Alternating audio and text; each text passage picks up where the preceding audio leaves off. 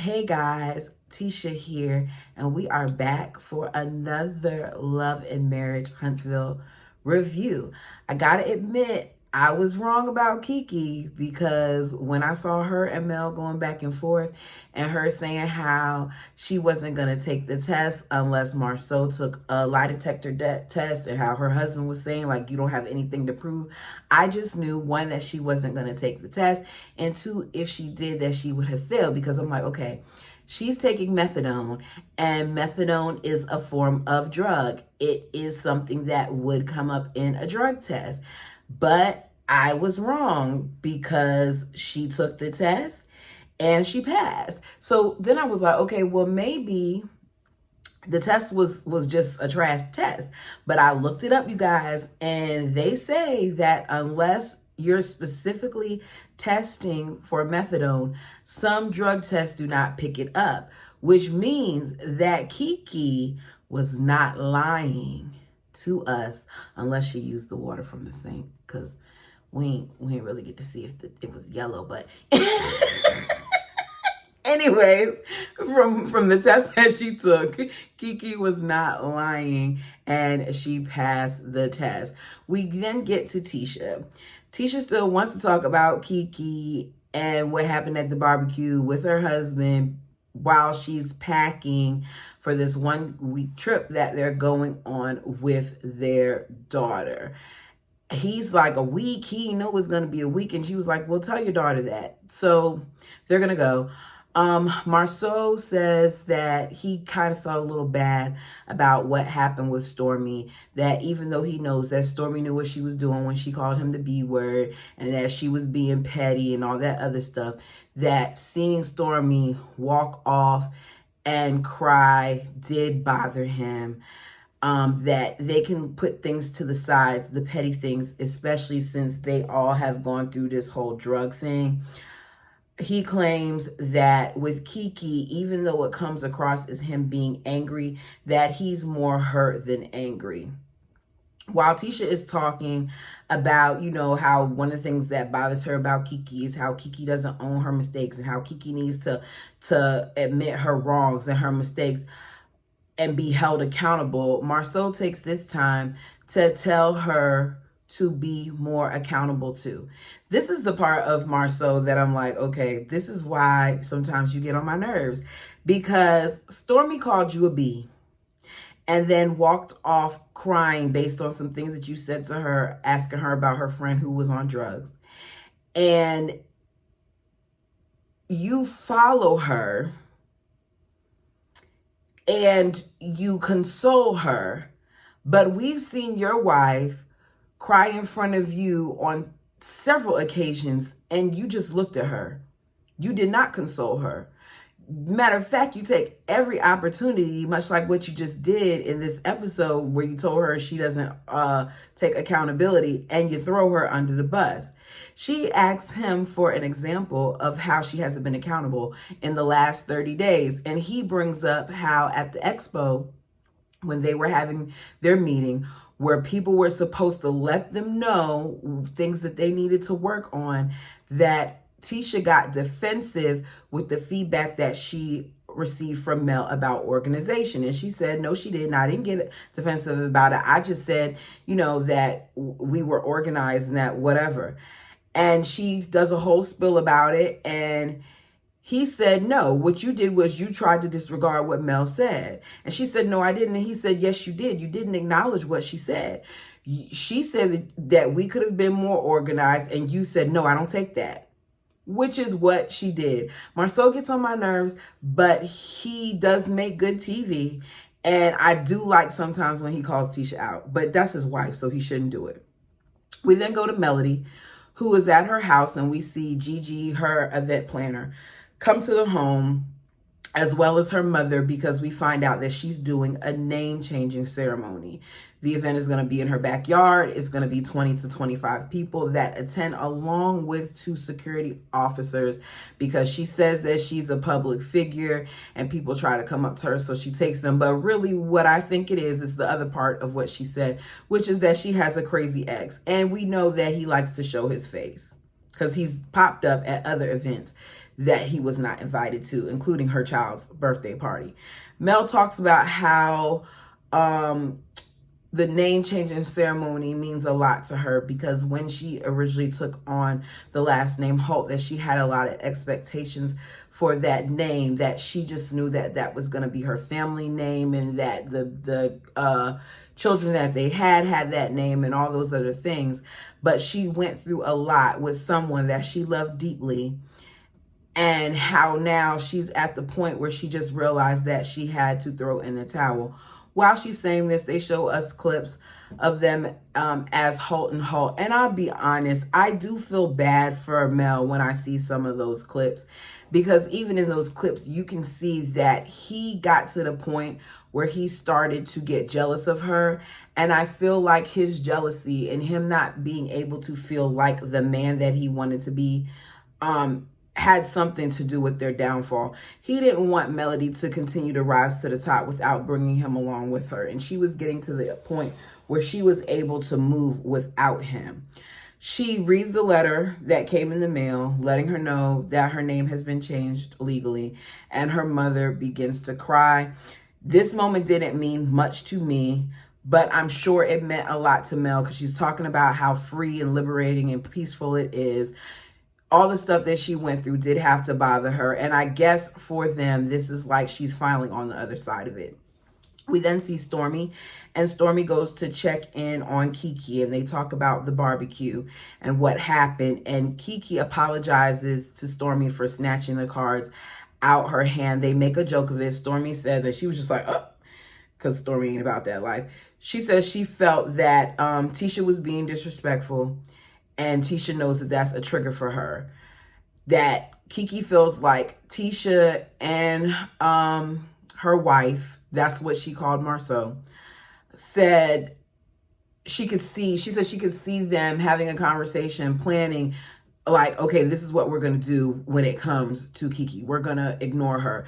They probably did have a discussion, as any couple would beforehand, like, if you see this person or if you see that person, how are you going to interact with them? The same way Stormy was trying to gauge Courtney when she tried to get him to come to the party, the barbecue. It's only natural. So what if they did say they weren't going to talk to you? Still didn't give Kiki the right to throw the drink on her. Even though I did enjoy watching it, it wasn't right. Kiki said that they have had issues since the time that they were as young as 13. And people scolded her for years, saying that she should not be close to Tisha or cool with Tisha. And she's saying that she should have listened to them, but it's hard for her because she loves her. And if she didn't love her, it would be easier. I do believe that Kiki loves Tisha, but I also believe, like I said last week, that there is some jealousy there. Not so much jealousy in terms of, oh, I wish I had the husband that you had, but Kiki wanted to be on this show. Kiki wanted the money that comes with this show. Kiki wanted the notoriety that comes with this show. And I do believe that aspect she's jealous of. Ain't nobody jealous that you getting sued for $5 million or however much it is dollars. But, you know, it is what it is. Stormy tells her how basically after she left, everybody kept talking about her, and that at one point, Marceau did keep implying she's on drugs. Kiki said that what she wants Tisha to realize is that she looks stupid for being arm in arm with her husband who is cheating and standing by him. But Kiki, you look stupid too by doing the stuff that you're doing and by giving people a reason to say that you are on drugs. Even if you're not, you're giving them a reason to feel like you are. Kiki told her cousin that she was cheating. You tried to get on the phone with the other guy. Tisha chose not to act or believe it. So no more needs to be said. I don't even feel like this is something that we should continue to talk about. She said that Tisha should have known that he was cheating when she saw his back in that picture, that she should have known he was cheating when he took a trip to Africa all by himself, that she can't be this pathetic. And I wish you would have said all that to her face when it was going on, because at this point, it's been so long that it doesn't even matter.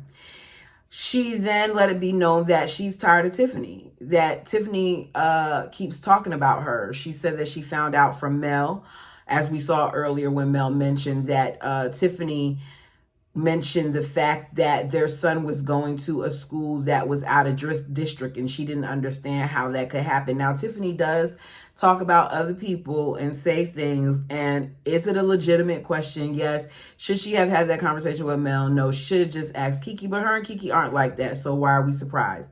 Now we hear about this interview that Tiffany did with Carlos. I don't understand why she needed to be interviewed, because Tiffany doesn't bring anything to the show. We don't even hardly see her up here. I don't even know why she's in the credits. Where she said Kiki being her friend makes no sense. Just because you know someone doesn't mean you're friends with someone. What does she do? Why is she here? Then we hear Kiki say to Stormy, well, did you give her some of your products from your business? And she said, yes. And she goes, oh, okay, because she's been talking crap about your products, about the things that are in it. And Stormy is like, okay, I'm trying to stay neutral here, so I want to see what Tiffany is going to say in my face. We then see Mel, Tisha, and Kimmy meet up for a workout. Really is to film a scene. As we see Tisha pull up, Mel says hi in that fake way that she does. And Tisha says hello and stands there. They don't embrace or anything like that. And the two of them standing together is very awkward. And it's clear that her energy is off, because even when Kimmy comes up and gives her a hug, she's like, what's up, Tisha? You okay? And she's like, I'm fine. She's like, Tisha's energy feels off. We see them working out. Kimmy talks about how her doctor told her that she's going to continue to be fatigued and out of breath during exercise, and it's not something that is going to be reversible. I don't believe that it can't be reversible. Like Kimmy said, but God, he has the final say so. And good energy, prayers up that Kimmy can regain some of her strength.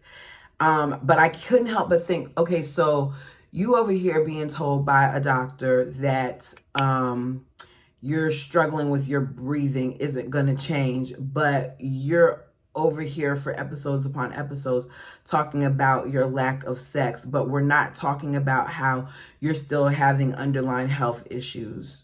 Okay, Kimmy, you keep disappointing me. Kimmy said after the workout that she's glad that they're meeting up, because she wanted to check in on the two of them with everything that happened at the barbecue. It was a mess.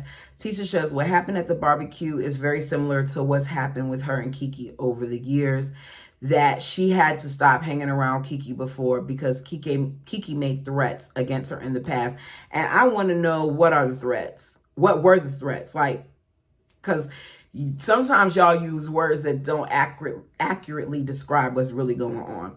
She says Kiki has nothing to lose, especially since she's on drugs. She sounds very sure of herself as she's saying it. Mel says, so you think she's still doing drugs? And she, yes, I know she's still on drugs.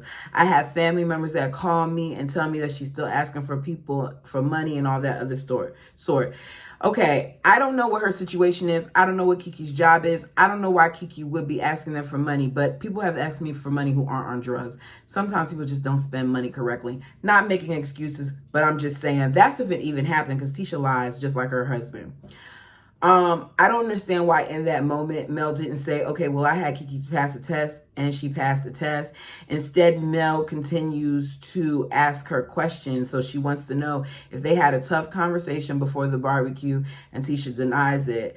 Mel should know that if that girl walked out of her car and did not embrace her, if that girl had an attitude when she first came in there, she's not about to sit there and tell you about a rough conversation that she had with her husband. She doesn't want to give any legs to the rumor that has been told. She asked her if she was sure that before the barbecue, nothing happened with them. And Tisha says, I'm about to go because I'm tired of this stuff. And she starts cursing.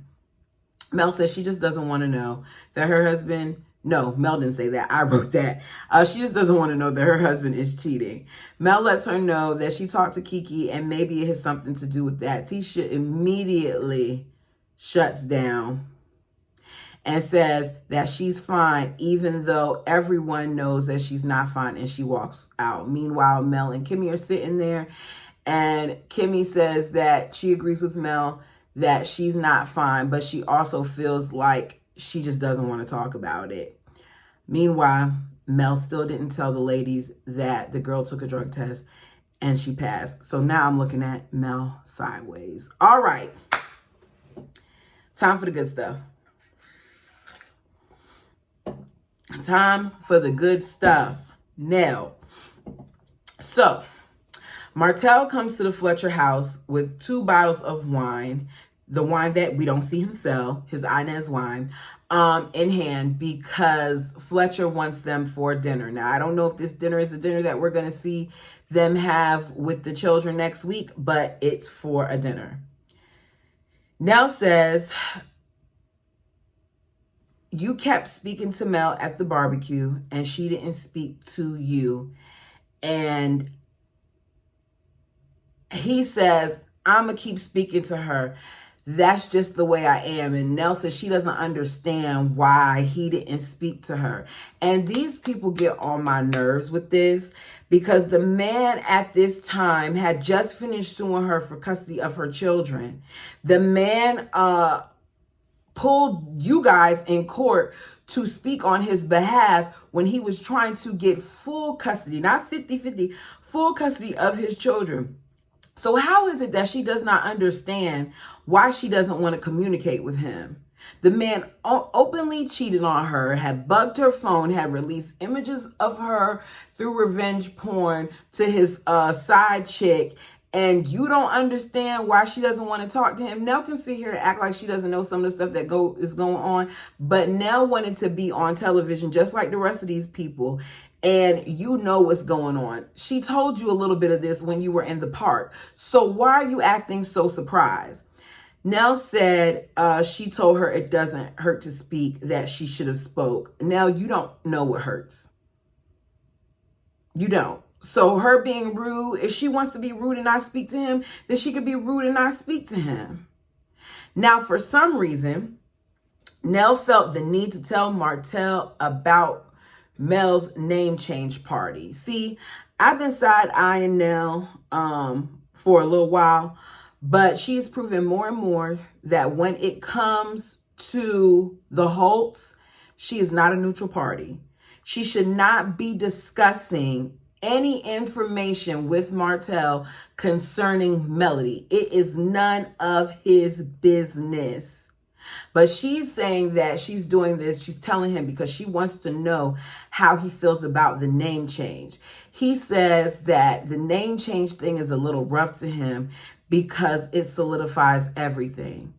So I guess in his eyes that the divorce didn't solidify everything, or him having a baby on her shortly after she just had a child didn't. What are you talking about? He said that the kid's last name is Holt. What does that have to do with anything? I don't think that Mel sat there and easily decided to change her name back. I do believe that it was a lot for Mel, because at one point in interviews, Mel had said how, you know, at one point she was thinking how she wanted to have the same last name as her children. But then she decided that, you know, either way, she's their mom and that doesn't matter. And I think that's fair. She's not trying to change the kid's name. She's changing her name. Nell says that it's hard to be both of their friends. She tells him that she will be going to the name change ceremony. And he says, really? I want to know everyone who goes, because if they go, they're not my friend. So basically, anyone who supports Mel is not his friend. That's what he's saying. Because what does it matter if the girl changed her name or not? They aren't married. He just wants to have some form of attachment to Mel. It's so controlling and it's so domineering and it's so annoying. He lets Nell know he doesn't want her to attend. He understands if she was having a divorce party, but he doesn't understand her having a name change party 2 years later. It's like a slap in the face. She should have changed it sooner, but she couldn't, because we saw the clip where the attorney told her that she can't change her name until all proceedings are done. Everything that involves her in court had to be finished before she could change her name.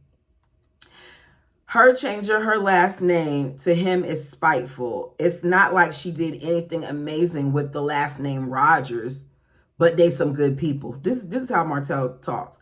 So for some reason, he has a problem with Mel dropping his name.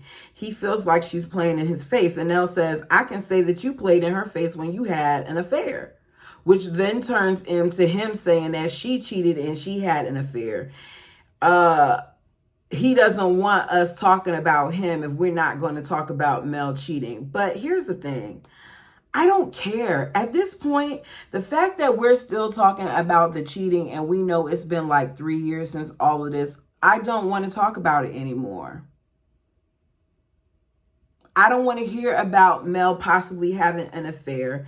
I don't want to hear him telling her that she had an affair and she cheated with all these men and yada, yada, yo, because there's never been facts presented. He showed a clip online of him walking in on her while she was at dinner or whatever with some guy. They weren't together at the time and they were just eating. So to me, I don't care.